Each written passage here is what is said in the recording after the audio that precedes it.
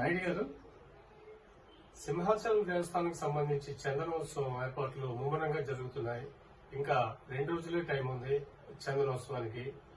ఈ చందనోత్సవానికి సంబంధించి ఈవో, మిగతా తదితర అధికారులు, దేవాదాయ కమిషనర్ గారు, మినిస్టర్ గారు వీళ్ళందరూ ఏర్పాట్లలో తలమునకలే ఉన్నారన్న విషయం మనకు తెలుస్తుంది.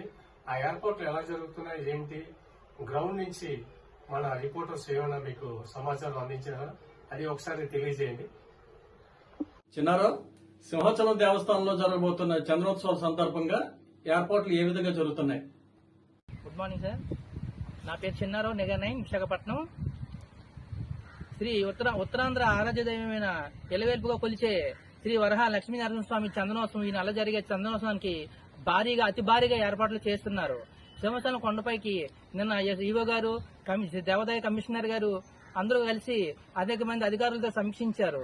ఎలా అంటే 100 రూపాయల టికెట్లు, 300 రూపాయల టికెట్లు, 1000 రూపాయల టికెట్లు, 500 రూపాయల టికెట్లకి వచ్చే భక్తులకి ఎటువంటి అసౌకర్యం కలగకుండా వారికి ఈజీగా స్వామివారి దర్శనం చేకూర్చే విధంగా తగిన ఏర్పాట్లు చేశారు.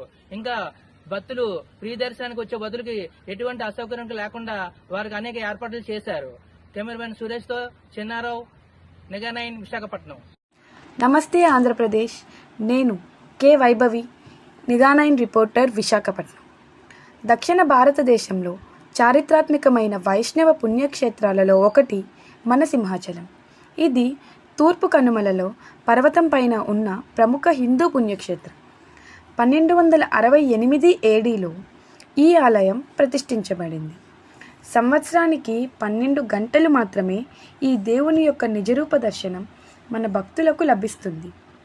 మిగిలిన సమయంలో ఈ విగ్రహం చందనంతో కప్పబడి ఉంటుంది. ఈ 12 రోజుల నిజరూప దర్శన సమయాన్నే చందన యాత్ర లేదా చందన ఉత్సవం అని అంటారు. ఇది ప్రతి సంవత్సరం వైశాఖ మాసం శుద్ధ తదియనాడు, అనగా మే నెలలో లేదా ఏప్రిల్ నెలలో వస్తుంది. ఈ సంవత్సరం ఏప్రిల్ నెలలో 30వ తేదీన స్వామివారి నిజరూప దర్శనం మన భక్తులకు లభించనున్నది. ఆలయ కమిటీ సభ్యులు, ప్రధాన అర్చకులు, ఈవో కె సుబ్బారావు గారి పర్యవేక్షణలో ఈ ఉత్సవాన్ని ఘనంగా జరిపించుటకు ఏర్పాట్లు జరుగుచున్నాయి.